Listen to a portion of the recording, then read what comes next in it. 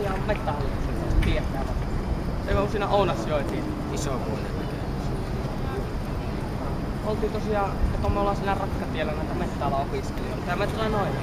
Opettaja sanoi, että menkää sieltä lomalla katsomassa, että millainen paikka se on. Tosiaan me mentiin siellä. Se harvesteri. Joo, harvesterisimulaattoria oli ja sit siellä oli kaikkia mettäkoneita. Ja sitten oli kans tämä Ykesen puu. Tämä joka näyttää miten valmistaa paperi, semmonen hieno. Se selvä. Niin, semmonen. Tää on niitä mettähommia, ei niitä pikkupajattaa siellä.